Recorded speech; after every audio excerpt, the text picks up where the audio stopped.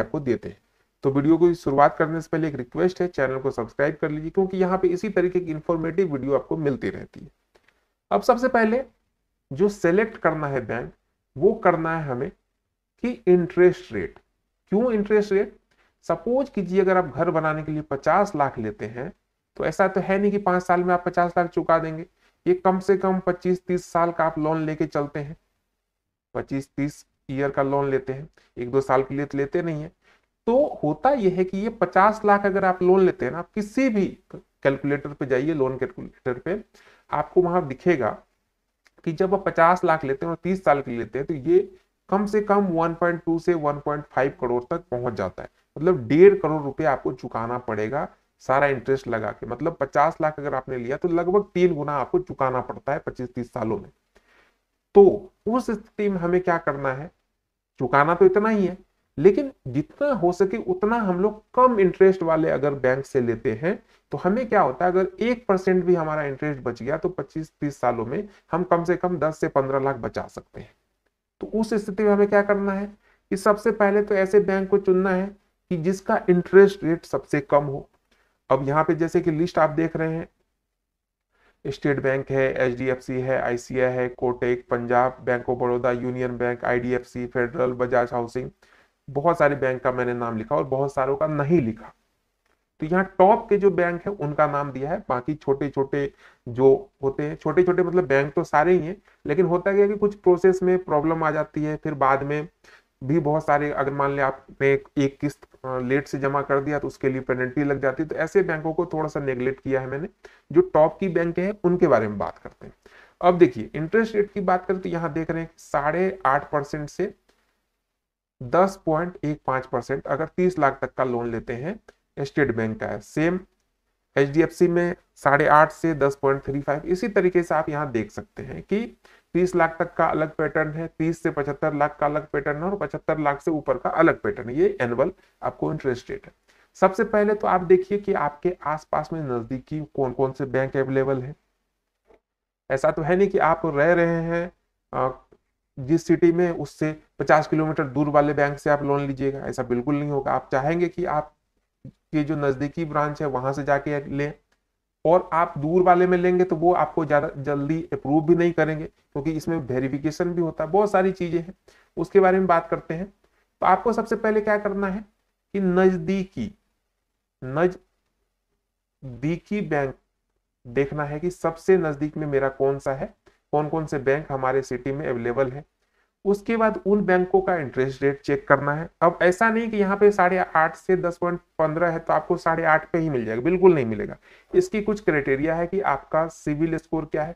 Civil score से related भी पिछला वीडियो मैंने अपलोड किया था, वो भी जाके देख सकते हैं। अगर सिविल स्कोर का डाउन है, लोन देने से लोग मना कर रहे हैं, तो कैसे सिविल स्कोर बढ़ा सकते हैं, उसके लिए एक वीडियो पहले से अवेलेबल है। वो जाके, इससे जस्ट पहले वाला जो वीडियो है वो सिविल स्कोर से रिलेटेड है, तो आप जाके जरूर देख लीजिएगा। ठीक है, अब चलिए, ये चीज हो गई कि आपने लोन इंटरेस्ट चेक कर लिया कि हमें इस बैंक का इंटरेस्ट रेट ठीक ठाक लग रहा है, तो इसमें जाते हैं। अब जब आप गए, अप्लाई किया, आपने एक फॉर्म आपने अप्लाई कर दिया कि मुझे मेरे जमीन का ये मतलब कागज है, आपने डॉक्यूमेंट्स लगाए वहां पे और फॉर्म भर के रख दिया। अब बैंक वाले का क्या प्रोसेस रहेगा? बैंक वाले क्या करते हैं कि सबसे पहले तो जो आपका डॉक्यूमेंट्स है उसको एक नॉर्मल वे से चेक करते हैं, आपके सिविल स्कोर ये सब चेक करते हैं कि हाँ ये बंदा सब कुछ ठीक ठाक है कि नहीं। अगर उनको लगता है कि सिविल स्कोर ये सब ठीक ठाक है तो आपको लोन दे सकते हैं। फिर उसके बाद क्या करेंगे वो कि आपसे और भी बाकी चीजों के बारे में बात करेंगे। क्या क्या चीजें होगी वो, कि प्रोसेसिंग फीस कितना होगा, क्योंकि हर बैंक का कुछ प्रोसेसिंग फीस होता है। ठीक है, इसके बाद जो इंटरेस्ट रेट है ये भी अब 8.5 से 10.15 अगर स्टेट बैंक दे रहा है तो आपको जरूर वो बोलेगा कि 10% दे रहे हैं, क्योंकि बैंक हमेशा अपना फायदा चाहेगा। यहाँ पे आप नेगोशिएट कर सकते हैं कि नहीं भाई, हमें तो इतना ही चाहिए, हम तो इतना दे सकते हैं। ठीक है, अगर सब कुछ आपका सिविल स्कोर ये सब ठीक है तो की बात कर रहा हूँ, खराब है तो आपको मजबूरी में लेना ही पड़ेगा। लेकिन अगर आपका सब कुछ ओके है तो आप जरूर नेगोशिएट कीजिए कि मैं तो 8.5% पे ही लूंगा, अगर आपको देना है तो बताइए, नहीं तो मैं दूसरे बैंक से कॉन्टेक्ट करता हूँ। तो ये चीज थोड़ा सा आप बोल सकते हैं किस स्थिति में, जब आपकी सारी चीजें, सारी डॉक्यूमेंट सही है। ठीक है, यहां हो गई, आपने नेगोशिएट कर लिया, प्रोसेसिंग फीस की बात कर ली, सब कुछ कर ली। अब बैंक वाले क्या करेंगे, आपके जो प्रॉपर्टी है उससे रिलेटेड एक जो उनका ऑफिसर होता है वो एक अपॉइंट करते हैं, वो जाते हैं वेरिफिकेशन के लिए। वेरिफिकेशन में क्या होगा, आपने जहां भी वर्क का डॉक्यूमेंट्स लगाया, चाहे वो सैलरी स्लिप हो या बिजनेस है उसका डॉक्यूमेंट्स लगाया है, और जमीन के जो कागजात है, तो ये दोनों जगह जाके चेक करते हैं। पहली चीज, जहां का आपने लगाया कि आपकी सैलरी इतनी है, आप सेल्फ एम्प्लॉय है तो मेरी ये कंपनी है, वहां जाएंगे, देखेंगे जेन्युइन में सब कुछ है कि नहीं, कहीं ऐसा तो नहीं फर्जी चीज लगा के लोन ले रहा है। वहां से वेरीफाई होगा तो फिर जाएंगे आपके जो भी आपने लोकेशन दिया है, जो भी आपका प्लॉट है वहां पे, और वहां पे या आपका होम लोकेशन जो आपने दिया है वहां पे, और कुछ लोगों से जानकारी लेंगे कि क्या कैसा बंदा है, सब कुछ ट्रैक रिकॉर्ड सही तो है ना। अगर सब कुछ ओके रह गया, फिर एक प्रोसेस और होता है। ये तो आपने वेरिफिकेशन करवा लिया बैंक में, इसके बाद एक वकील कहिए या जो भी कहिए, उसको अपॉइंट किया जाता है, और वो जो आपने जमीन के बारे में उनको ब्यौरा दिया है, उस जमीन की पूरी जन्म कुंडली निकालते हैं कि अभी तक किन किन लोगों के हाथों ये जमीन बिका है, क्या इस जमीन में कोई झोल तो नहीं है, कोई पंगा तो नहीं है, क्या ये जो जमीन बिका है इस पे कोई कानूनी केस तो नहीं है। सब कुछ हो जाता है, सब कुछ ओके कर दिया जाता है। फिर लास्ट जो चीजें होती है वो होती है कि आपकी जो जमीन है उसकी वैल्यूएशन डिसाइड करना, क्योंकि आप तो चाहेंगे कि मुझे मैक्सिमम लोन मिल जाए।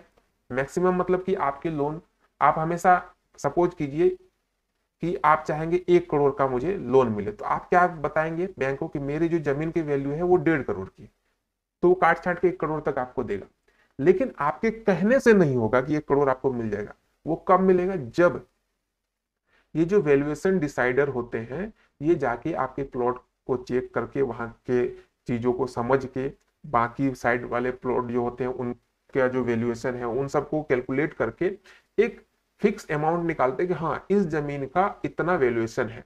आपने बोला 1.5 करोड़, हो सकता है वहां से वैल्यूएशन 50 लाख का ही निकले, तो क्या होगा उस स्थिति में 50 लाख का 80% आपको लोन या 90% दे दिया जाएगा, 40-45 लाख रुपए आपको मिल जाएंगे। मिलेंगे नहीं, उस स्थिति में आपको क्या किया जाएगा, एक लेटर, यहां से सब कुछ ओके होने पे, सब कुछ डिसाइड होने पे एक लेटर जारी किया जाएगा। किसके द्वारा, बैंक के द्वारा। बैंक एक लेटर जारी करेगा और उसमें लिखेगा कि सपोज 40 लाख का लोन आपको मिल सकता है, क्योंकि 50 लाख का वैल्यूएशन है, 80% लोन मिलेगा, तो उसमें लिखेगा कि हम आपको 40 लाख का लोन देने के लिए रेडी है। अब आप बताइए हमें कि आपको कितना लोन चाहिए, आपको 25 लाख की चाहिए, 20 लाख की चाहिए, या 40 का 40 चाहिए। तो उस स्थिति में फिर आप इस चीज को उनको बताएंगे कि हमें इतना चाहिए, उतने का वो लोन आप सैंक्शन कर देंगे और आपको चेक या डीडी बना के दे देंगे। ये हो गई फुल प्रोसेस यहां तक कंप्लीट। तो क्या क्या चीजें करनी है, सबसे पहले आपको नजदीकी बैंक में जाना है, नजदीकी बैंक का पता करना कौन कौन से बैंक आपके सिटी में है, और उन बैंकों में सबसे अच्छा इंटरेस्ट रेट कौन दे रहा है, सबसे कम, और किन की प्रोसेसिंग फीस कम है, ये सारी चीजें पता कीजिए। उसके बाद एक किसी भी बैंक को सेलेक्ट करके उसमें एप्लीकेशन लगाइए, उनसे नेगोशिएट कीजिए कि मैं तो इतना इंटरेस्ट रेट दूंगा। ये सारी चीज होने के बाद लोन अप्रूव होता है। उसके बाद एक दो चीजें और ध्यान रखनी है।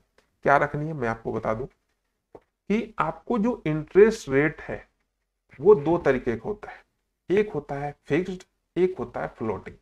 अब ये बोलेंगे फिक्स्ड और फ्लोटिंग क्या होता है। देखिए, अगर आपने मान लीजिए 50 लाख का लोन लिया, ठीक है, 50 लाख का लोन लिया और इसमें आपको 9% का इंटरेस्ट रेट है। अगर आप फिक्स इंटरेस्ट रेट रखेंगे, पहले बोल दिया कि मैं तो फिक्स लूंगा भैया, फिक्स इंटरेस्ट रेट पे मैं लोन ले रहा हूं आपसे, तो 30 सालों तक का लोन अमाउंट है, तो आपको एक किस्त बांध दिया जाएगा कि हर महीने इतने पैसे आपको जमा करने। ठीक है, आपको लगातार 30 सालों तक उतने ही पैसे जमा करने होंगे। लेकिन फ्लोटिंग में क्या होता है कि आरबीआई जो है हर 3 महीने 6 महीने पे एक रेपो रेट चेंज करता है। रेपो रेट चेंज होते ही हर चीज का लोन का जो इंटरेस्ट रेट होता है वो चेंज हो जाता है। कभी कभी रेपो रेट बढ़ता भी है, ठीक है, तो रेपो ये बढ़ता है तो लोन का जो इंटरेस्ट होता है वो भी बढ़ जाता है, ये घटता है तो लोन का इंटरेस्ट भी घट जाता है। इस स्थिति में क्या होता है कि मान लिया जाए आरबीआई ने रेपो रेट बढ़ाया तो आपका इंटरेस्ट रेट भी बढ़ेगा, तो 9% से ये कितना हो जाएगा, मान लो 10% हो गया।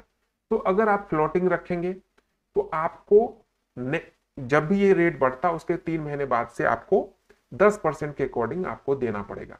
अगर सपोज कीजिए आपको 40,000 रुपये मंथ का बांध दिया है, किस्त बनाया है, तो वहां पे रेपो रेट अगर बढ़ता है, इंटरेस्ट बढ़ता है, तो आपको बोला जाएगा कि आपको 45,000 रुपये अब जमा करने पड़ेंगे क्योंकि 1% इंटरेस्ट बढ़ गया। आप बोलेंगे भैया हम तो इंटरेस्ट इतना बढ़ा हुआ नहीं दे सकते, तो बोलेगा ठीक है आपको 40,000 ही देने हैं, लेकिन जो ये 30 साल का था ये 2 साल और बढ़ जाएगा, मतलब 32 साल तक अब आपको जमा करने हैं। तो ये चीजें चलती है फिक्स और फ्लोटिंग में। लेकिन कभी कभी फ्लोटिंग में क्या होता है, फायदा भी हो जाता है। सपोज रेपो रेट घट गया, ये 9 से आपका 7%, 8% हो गया, 1% का आपको मुनाफा हो रहा है। तो जहां 40 जमा कर रहे थे वहां 35 या 30 ही आपको जमा करना पड़ेगा। तो ये दोनों चीज है। तो ये डिपेंड करता है कि आपके टाइम में क्या रेपो रेट बढ़ता है कि घटता है। इन सब चीजों अगर आपको बैंकिंग सिस्टम के बारे में पता हो, आप समझ सकते हैं कि कब रेपो रेट बढ़ता है कब घटता है। तो ये चीजें बहुत डीप वाली चीजें हैं, तो इसके बारे में डिटेल वीडियो लाएंगे, लेकिन ये दो चीजें होती हैं तो इस पे भी आप ध्यान दे सकते हैं। और जो बैंकिंग सेक्टर से रिलेटेड बंदे हैं उनके लिए तो जरूरी है कि वो इन सब चीजों का ध्यान रखें। बाकी जो नॉर्मल वाले हैं वो फिक्स्ड पे चल सकते हैं, उनको अगर माथाफोड़ी ज्यादा नहीं करनी है तो ये चीजें हो गई।